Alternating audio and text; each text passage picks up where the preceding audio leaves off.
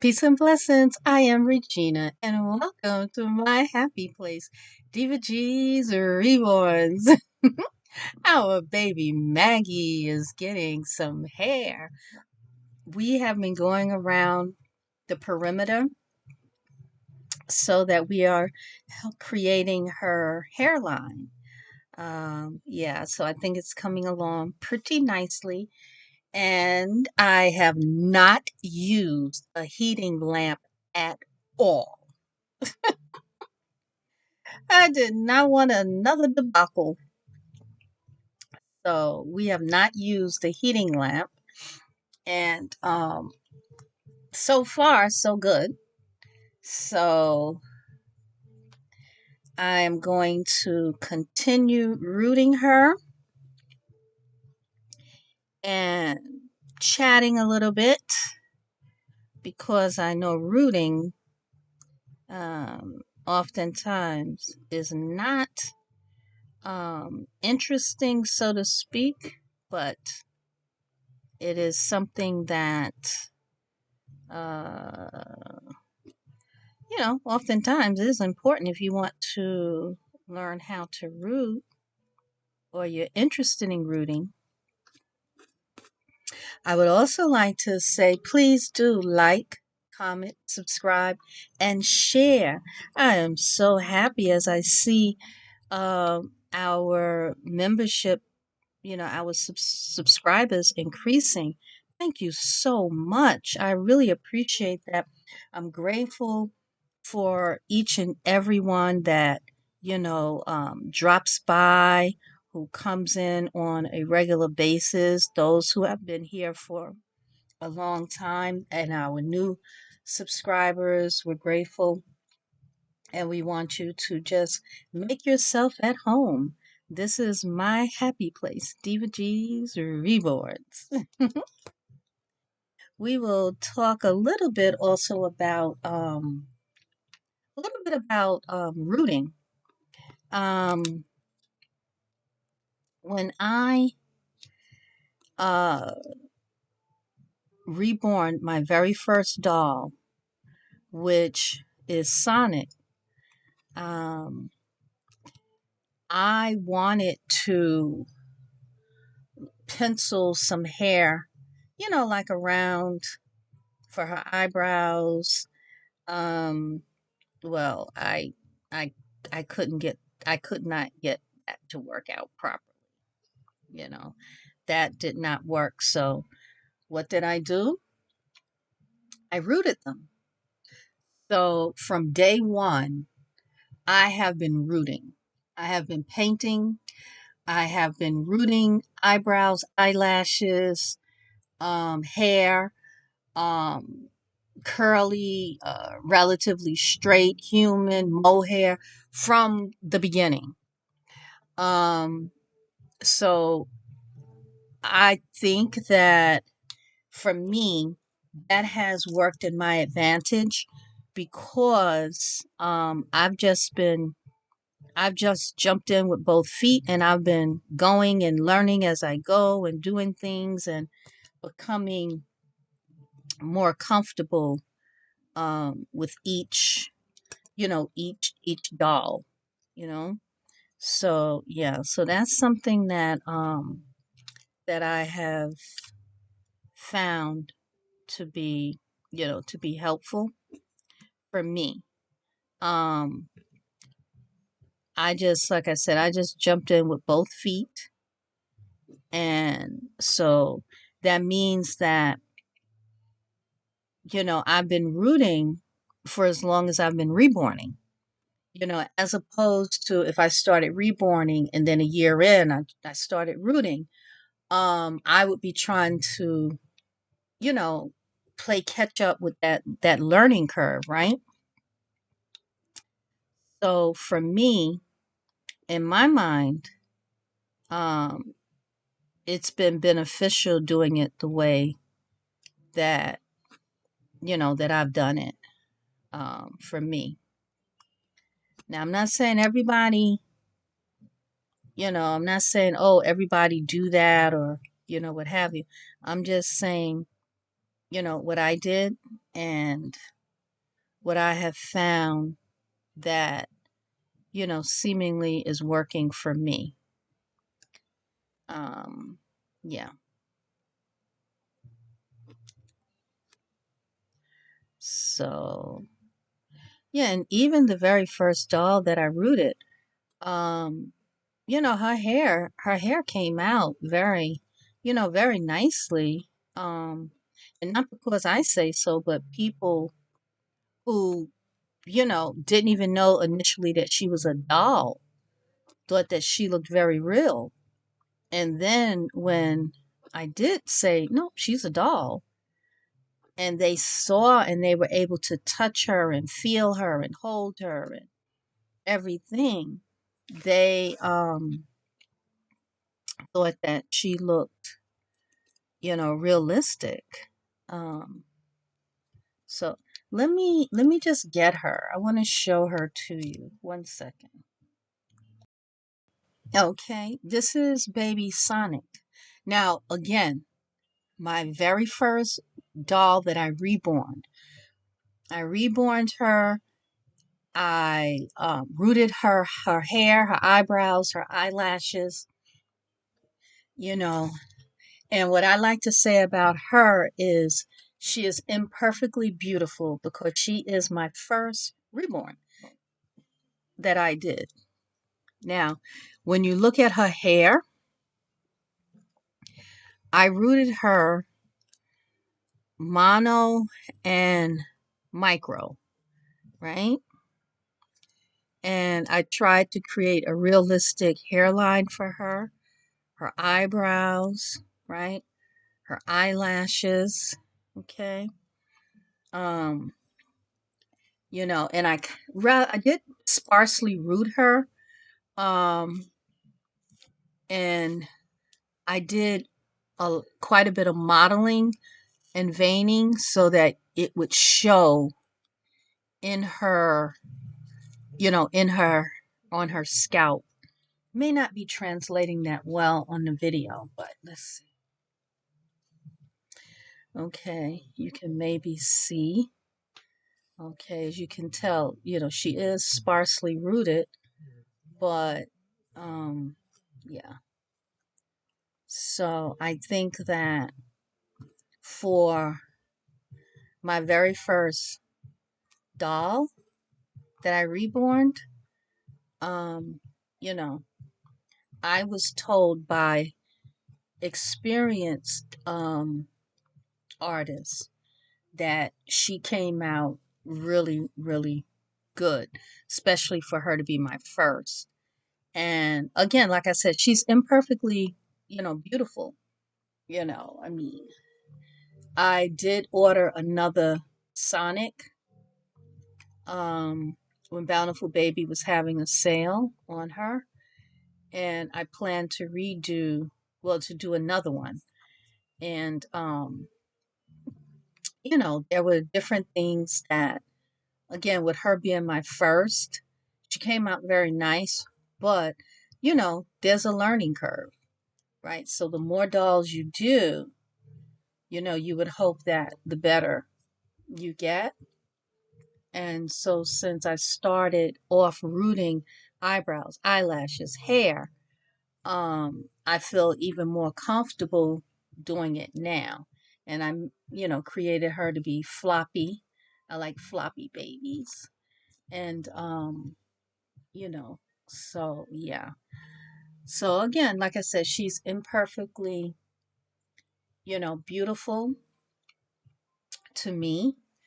Um, but like I said, this is, you know, me being new at reborning and jumping in with both feet.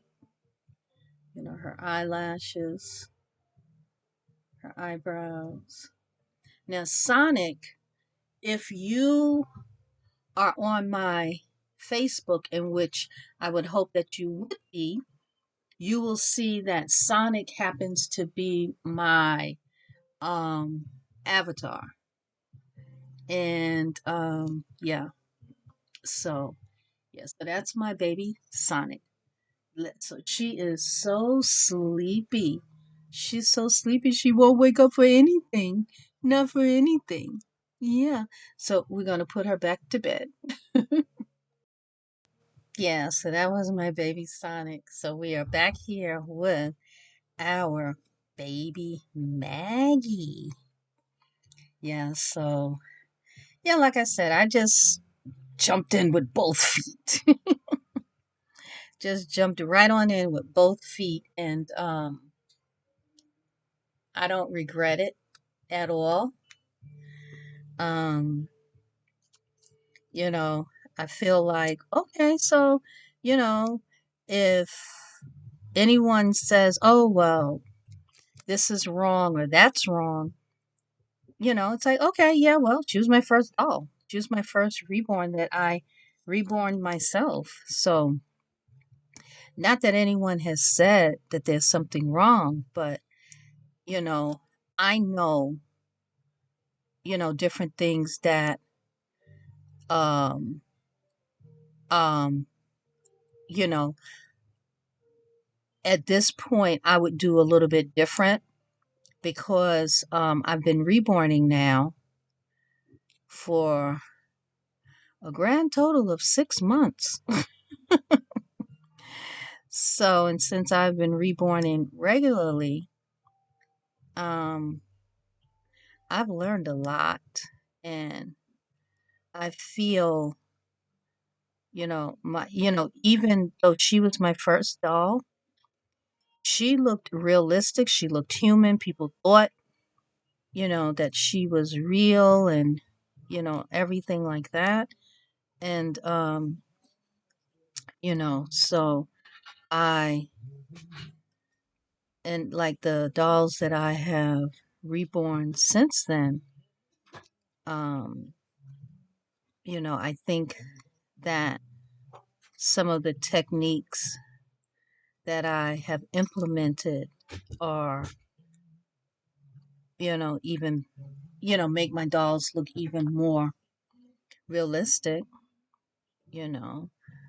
From the very beginning, I was doing a mid-face highlight and, the undertones and the um, highlights. I was doing that from the beginning.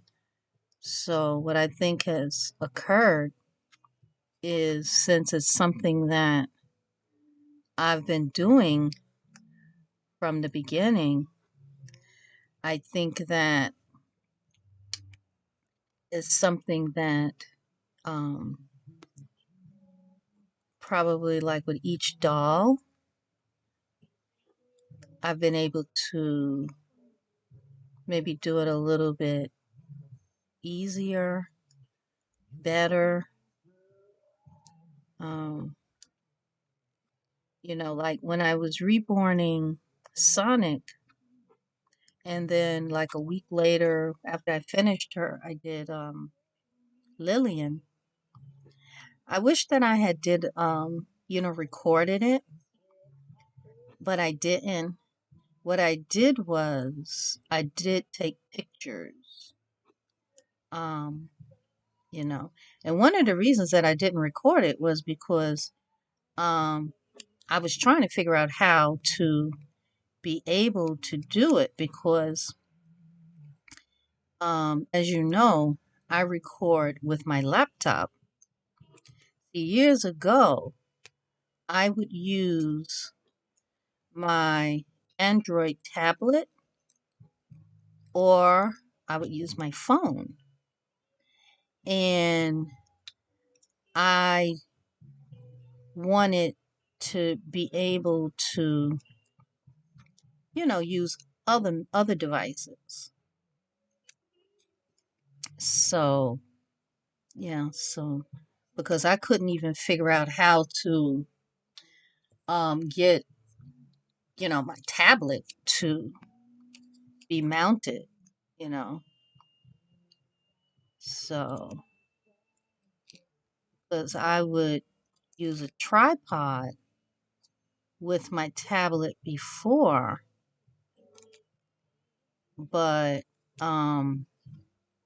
and I would be a distance away from, really kind of like from the camera. And I wanted to be able to be have a close-up view of painting. And so that's why I ended up not recording Sonic and Lillian, because I just did not know how to do it in a way that would have shown, you know, um, the work. Let's see, that one is pretty much done.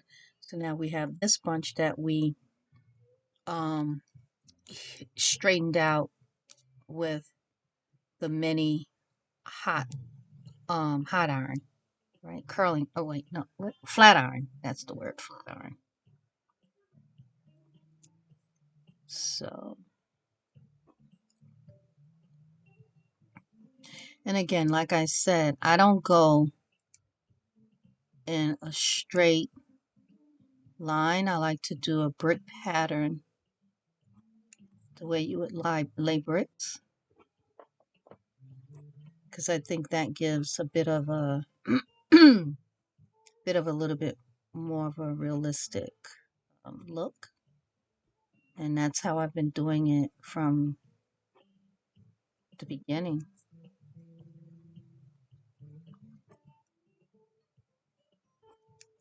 So, yeah. What I'm trying to do is make sure that I'm paying attention to my posture. Posture is so important. Body mechanics is really important. And, I'm trying to be certain that I have my shoulders down and not, up like I'm a turtle with them up going towards my ears, because that can cause, discomfort. It can cause pain, headaches, um, things like that. And it's easy to do that when you're rooting because of the position that we may be rooting in. So what I do is I try to be mindful of my body mechanics. Now,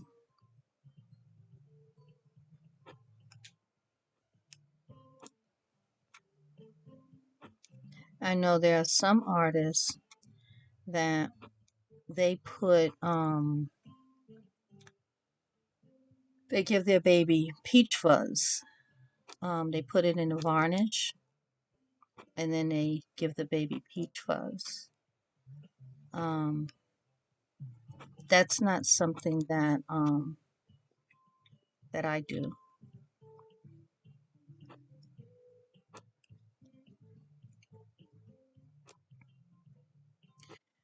I do things that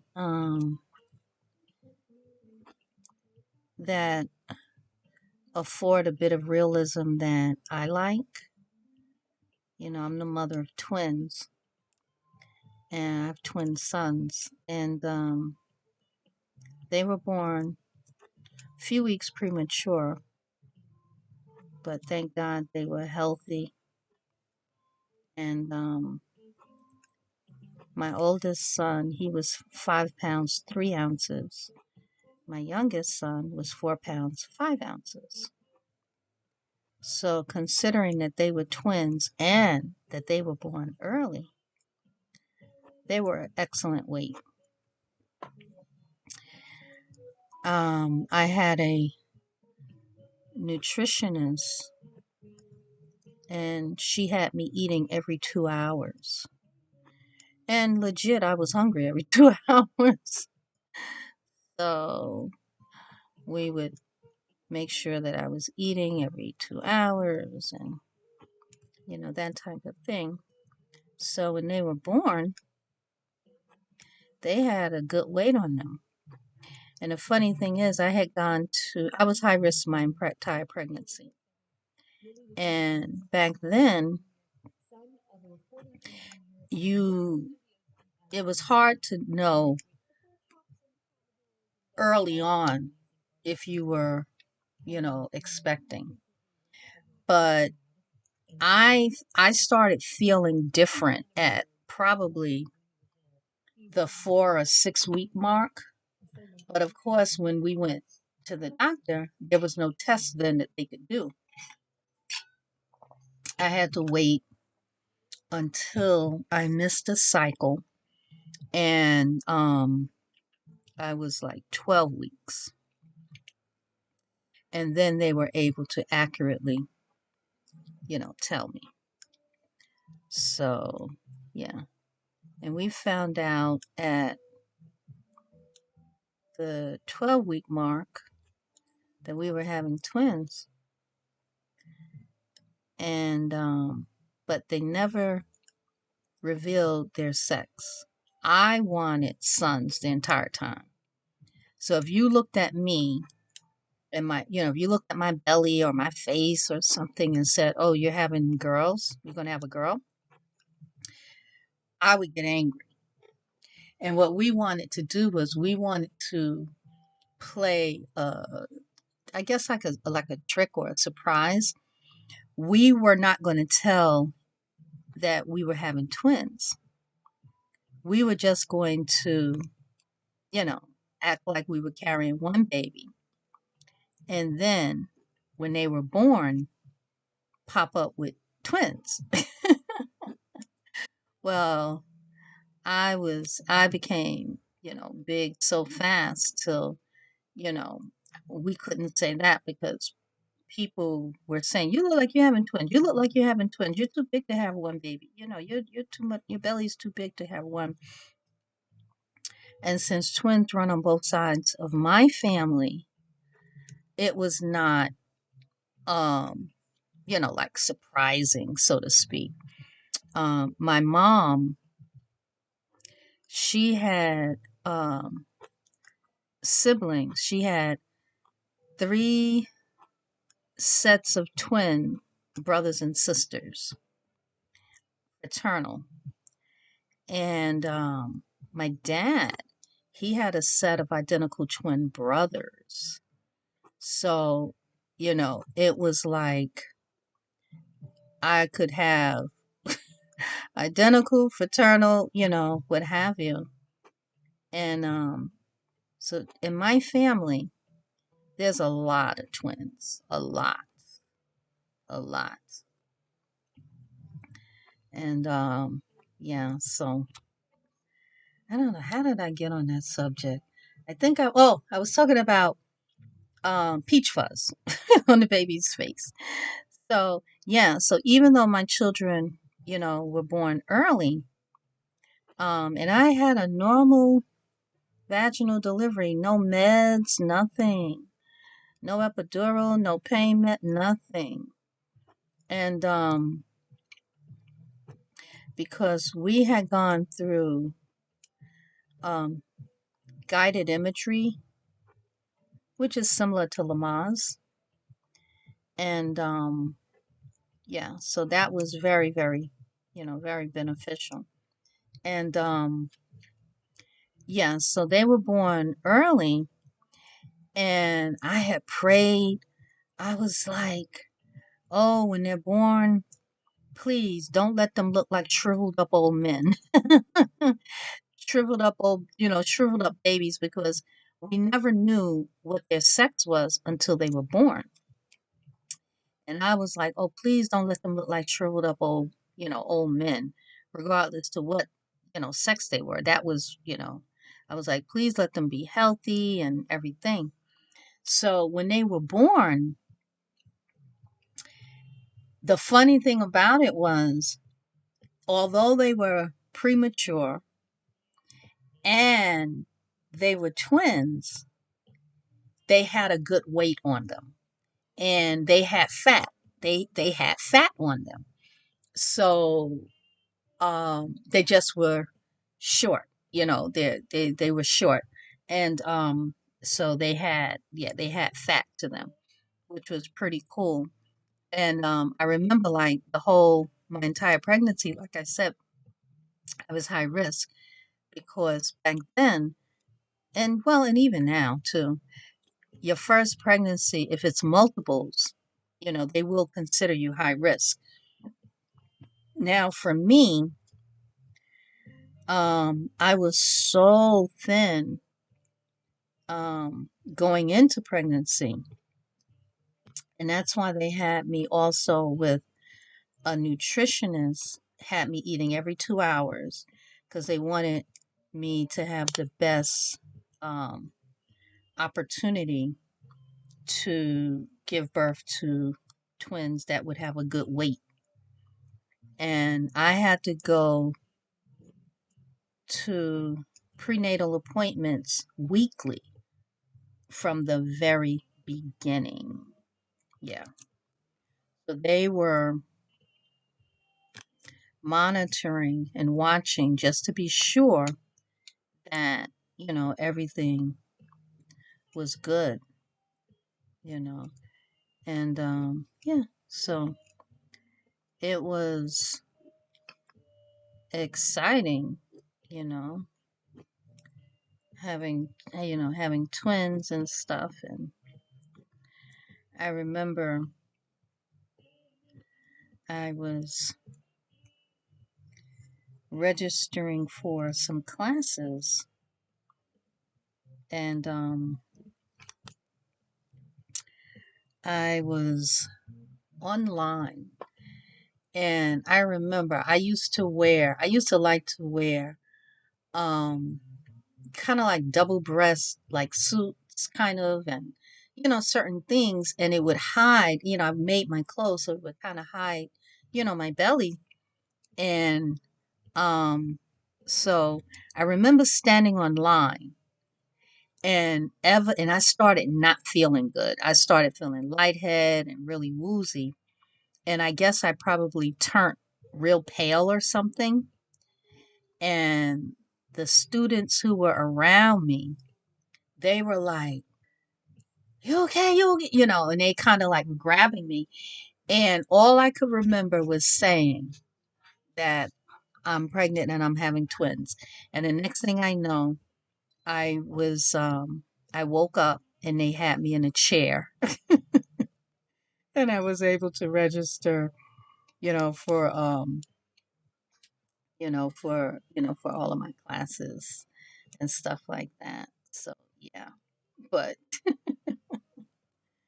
yeah, so that was kind of crazy, feeling faint like that and not being able to, I couldn't articulate anything because it happened so fast, but I was able, the only thing I could say was that, that I was pregnant, and, you know, and next thing I know, I was in a chair. And yeah. Oh yeah. Because when you looked at me, like I said, I didn't look like I was, I didn't look like I was, expecting. And the thing about it was, even until I delivered, if you looked at me from, say, my chest up, I looked the same. I didn't look any different. Everything looked the same. But then if you look from here down, you saw my belly. I was very large, with carrying multiples. And that was like the funniest thing. I mean, I lost sight of my feet early, early, very early on, and stuff like that. So, yeah. So I said all of that to say, I guess, to get back to the whole thing with the peach fuzz, is that my children, I don't recall them having any peach fuzz. And when my children were born, I was awake and everything. And they came out they came out clean. They came out very, you know, and I guess it was like God, he answered my prayers because I was like, please don't let the babies look like little old men, shriveled up little old men. And so when they were born, they didn't look like that. And they were, they were healthy. I'm grateful, grateful, grateful. They kept them in the hospital back then now. Back then, the option was, they gave me the option. Back then, you could, when you delivered, you could stay 3 days. 3 days. And that just was standard. And they said to me that since they were, that they were twins and that they were going to keep them, that I want to stay an extra day. So I said, well, yeah. So I stayed an extra day in the hospital. Now, of course, they don't give you that option nowadays. I think, what is it? You have to deliver in within 24 hours or something, you're out. But, yeah, so they gave the option and I stayed. And I remember wanting to have rooming in, meaning that they could be in the room, with me. And because they, were premature, um, they would not allow them to be in the room with me. And I remember being upset. I was crying. And the nurses, they said to me, they said, don't be upset about that. They said, take advantage of the fact that we're going to take care of them for you, and you come and you see them, or you tell us to bring them to you, because once you take them home, they're yours and you can't give them back. So that was, you know, that was part of the birthing story. Yeah. So I said all of that to say that, um, you know, babies look different, different nationalities, different, experiences we have. Like I said, my children, they did not have all of that peach fuzz and all of that extra stuff. They didn't have all of that lanugo and they didn't have that. Um, and I remember because I was very much awake and alert, very much, you know. And so I remember when I was in labor, they asked me, would it be okay if they had nursing students to come in to be, to observe what was going on, to see, twins, labor with twins. And I understood how important that was, as a nurse and stuff.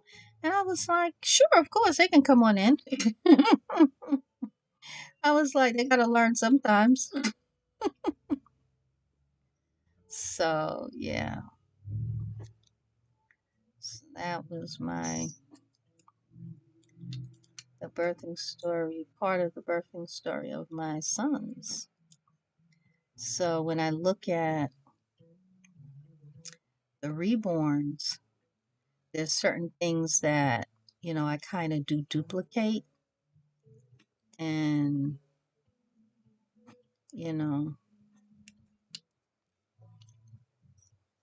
and there are certain things that I didn't see in my children. Now, of course, I've seen other children, and stuff like that. But, yeah. So there are different things that I like and I do on the dolls when I'm reborning. And then there may be other things that maybe I like a little bit less, and I maybe don't do those things. You know.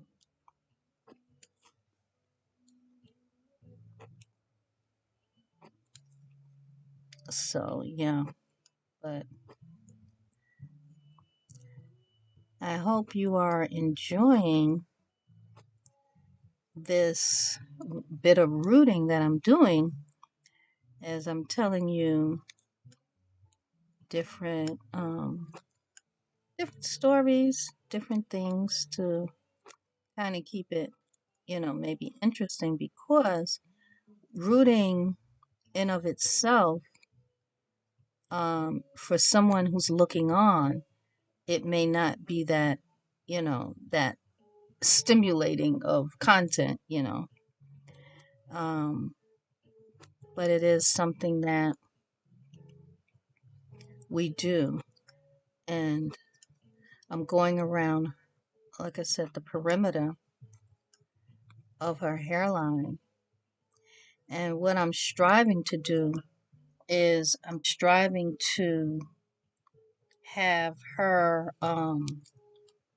what's the perimeter for it to all be coming down, to be coming down toward her face and down toward the ears and down toward her neck.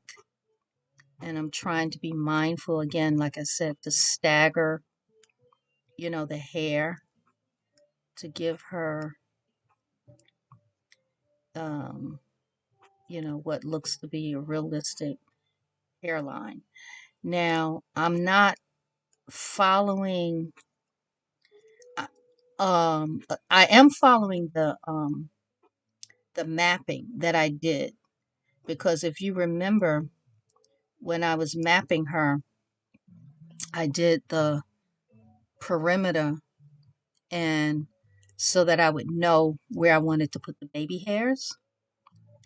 And then I will go ahead and do the rest of her hair.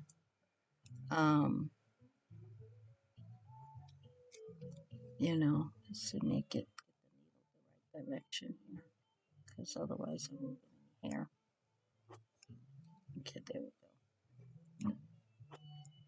So yeah, but that's the thing. So I take, now this is just how, like I said, how I do it. I don't know how anyone, if they, have done any rooting classes or tutorials or things like that, how they do it in those classes. I don't know.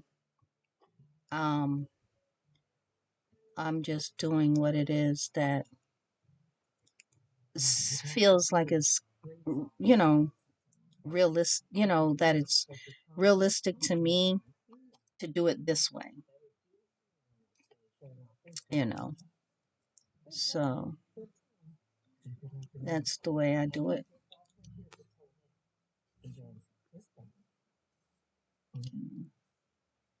That's the way that I do it.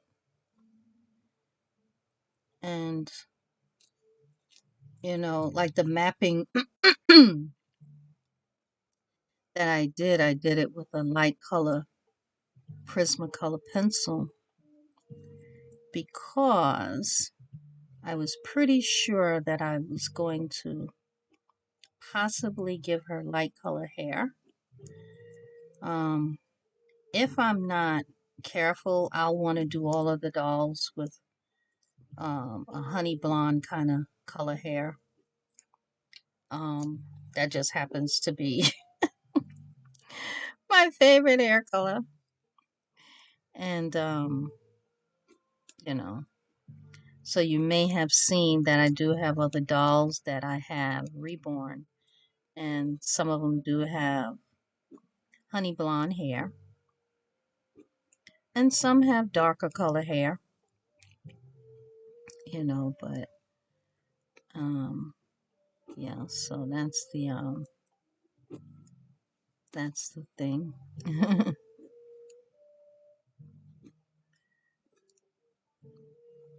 I'm gonna show you what it's looking like and where I may need to kind of pull some hair out, um, if I think it's looking pluggy.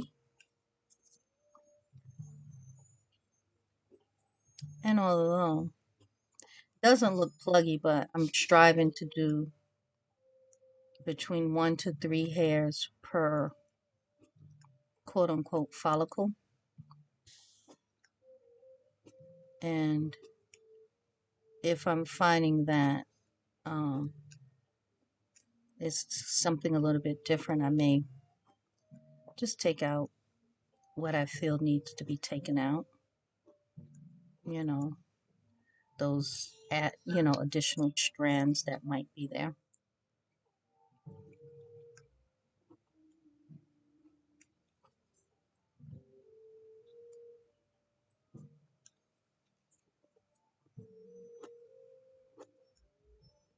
Now, when you're doing, or when I'm doing baby hair, sometimes I use mohair, and sometimes I will use maybe a different texture of human hair. It just depends on the overall look that I'm striving for. The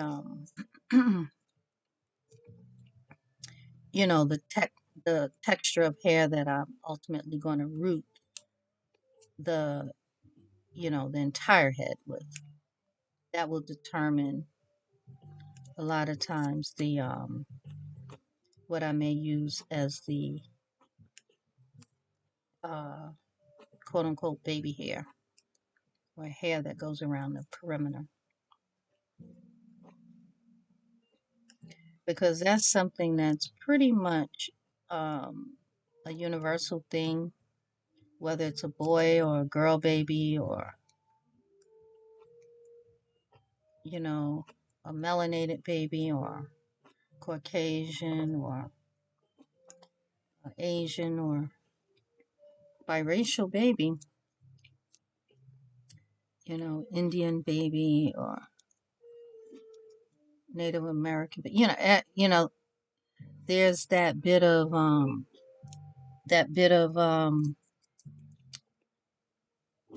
baby hair. Now, how much, is, you know, very unique, but you do see it.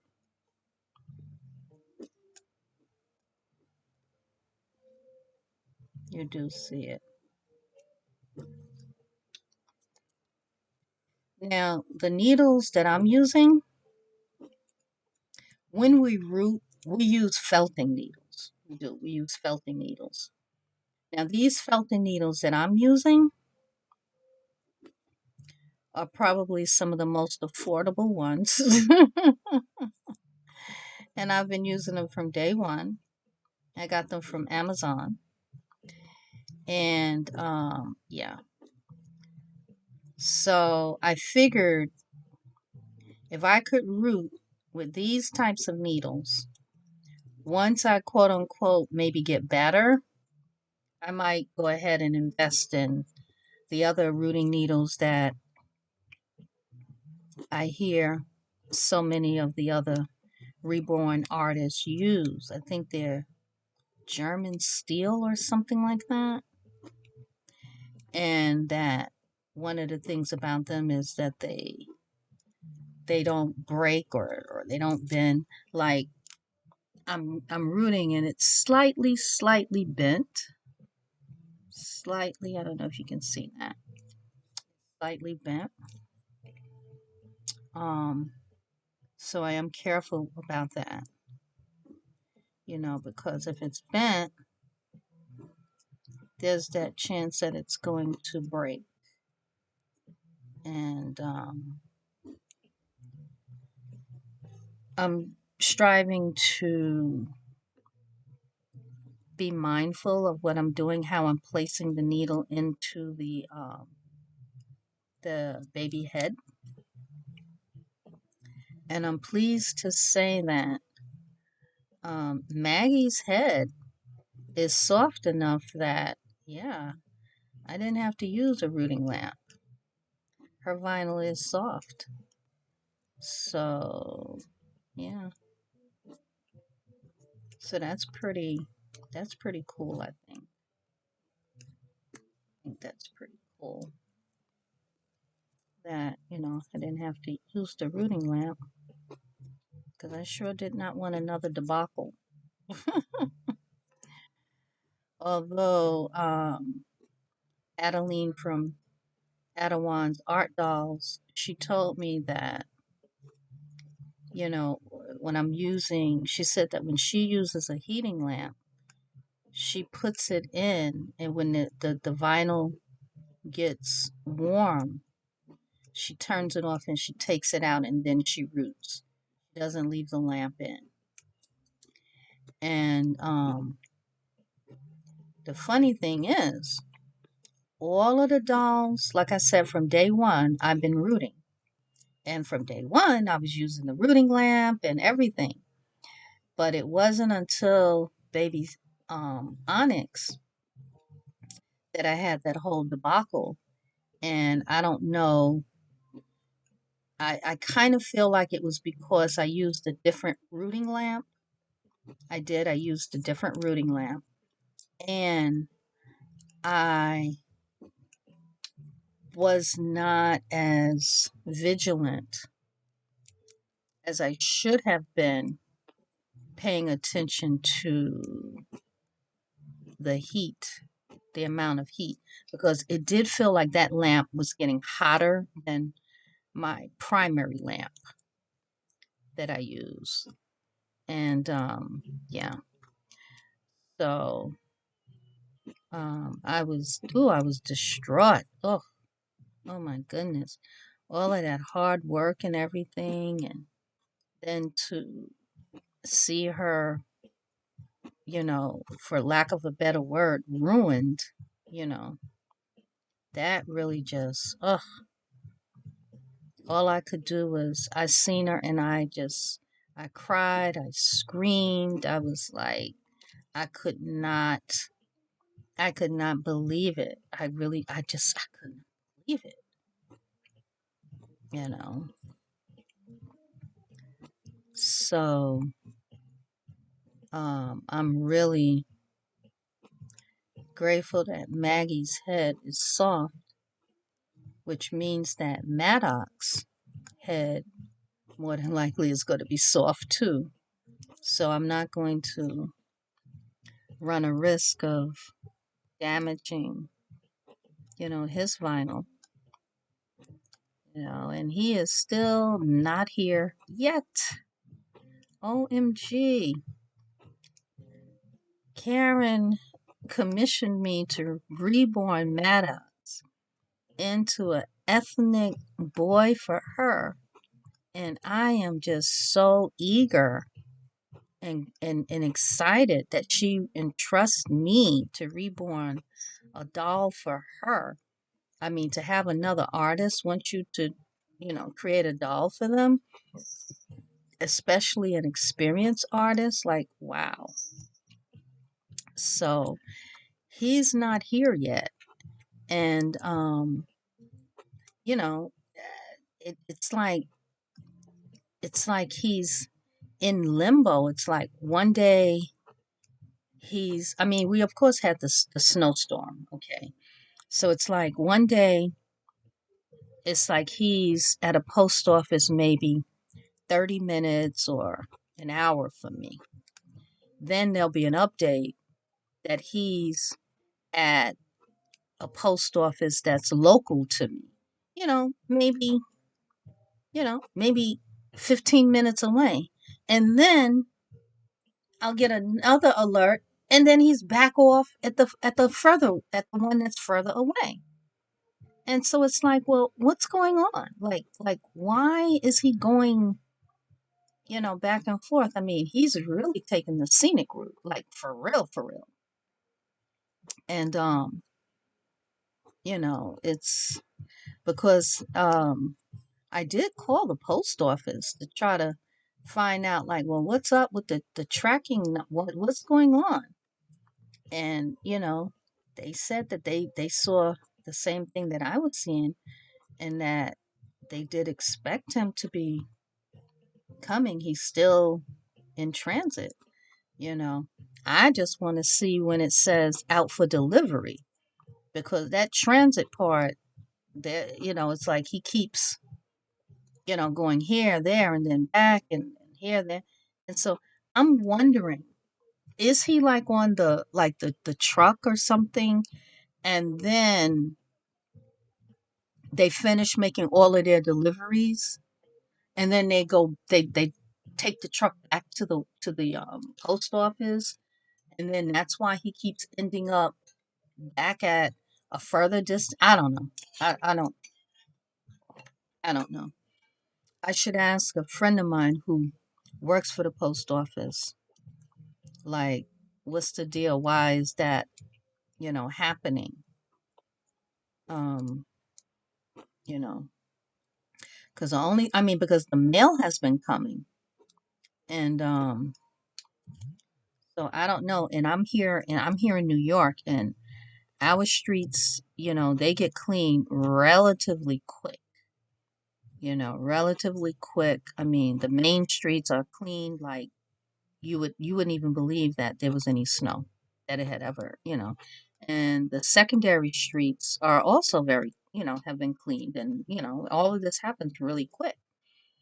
Now the tertiary streets, those are the ones that they, will do last, but primarily, I live in an area where, everything gets cleaned like immediately, like immediately. And so it's just kind of like really, like, what? So I don't know. So I can't completely say that it's the weather. Um, so I don't know, because there isn't anything that I can do. When my dolls were coming from Kimberly of Kimberly's Cocoon, and it was the winter and the weather and the this, that, and the third.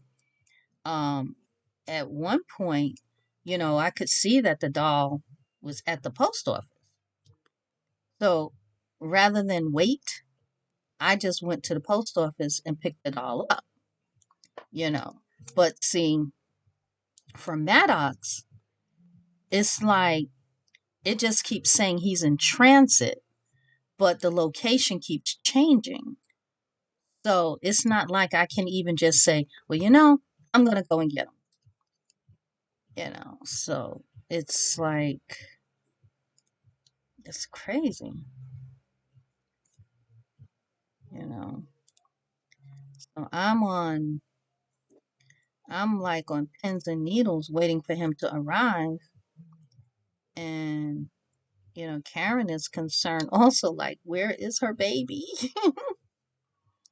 And stuff like that. And I'm pretty sure everyone has had, something in the mail that, maybe didn't come right away or whatever. But my goodness, he should have been here, what, a week ago? Yeah, I think maybe a week. I mean, just think about it. I was rooting baby Onyx, damaged her, had that whole debacle. My sons ordered another kit for me. It came. I'm repairing her. And in the meantime, baby Maddox still isn't here. That's like crazy, right? It's like crazy because at one point when you know, baby Onyx was on her way, I think she was delayed like one day because of the storm.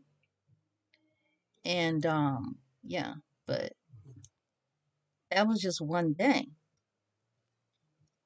Maddox is like delayed, like, what, forever? Like, what is going on here? Only thing I say is I just want him to arrive safe, you know, intact and everything, because you say, okay, you understand, the weather. We understand that. But like, gee, willikers, you know. So, yeah, it's just, you know, just crazy. Just, Like, where is he?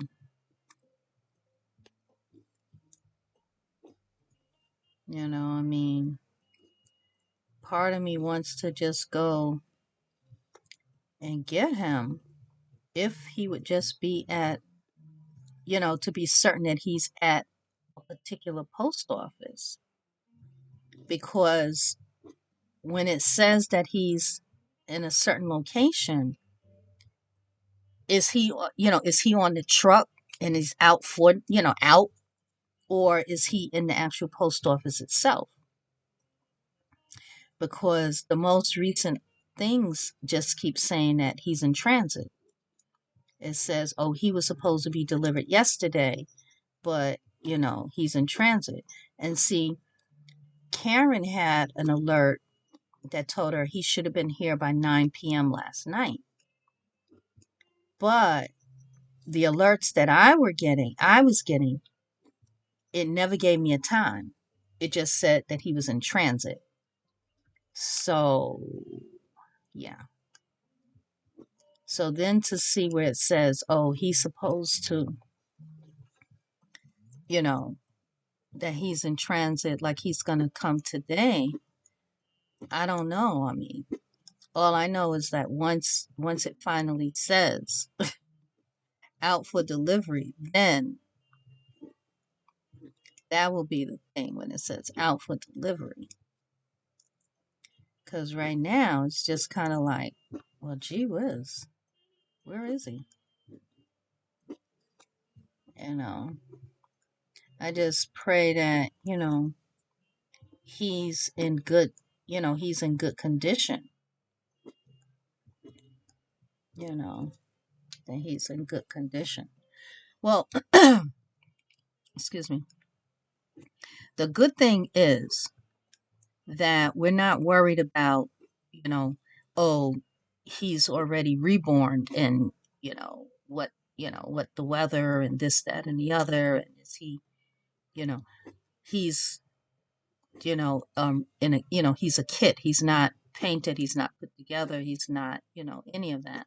So in that way, you I kind of, feel a little bit okay. Um, but at the same time, it's just like, gee whiz, where is he? You know, it's like baby Maddox, he's quite the adventurer. Let's see if we can show you where we are, what we've done. Let's see.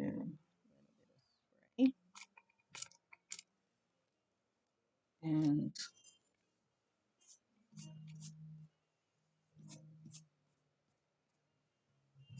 okay.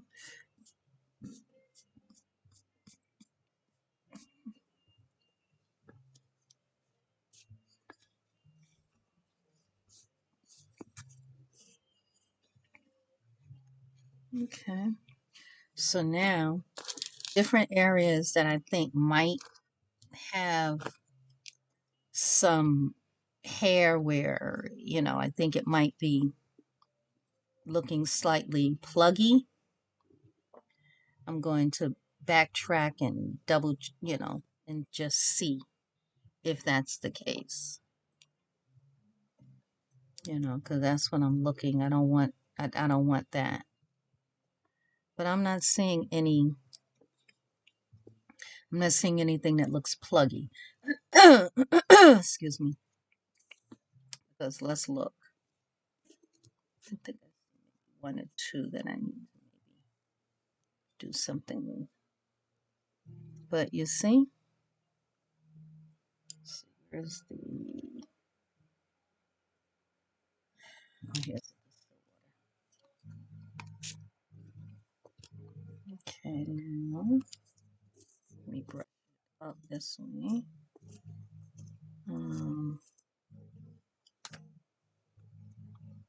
And where's my other comb? Here it is.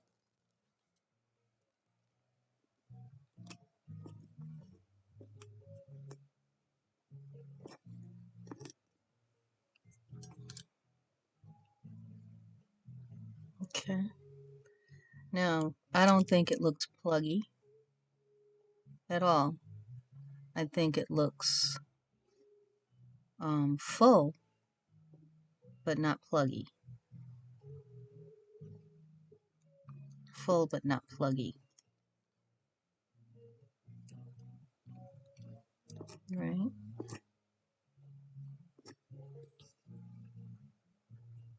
Yeah. So, I would again like to encourage you to like, comment, subscribe, share, take a look at our various playlists, our shorts, our community tabs. Please do come back again real soon as we are rooting our baby Maggie. Enjoy your day. Stay safe. Peace and blessings.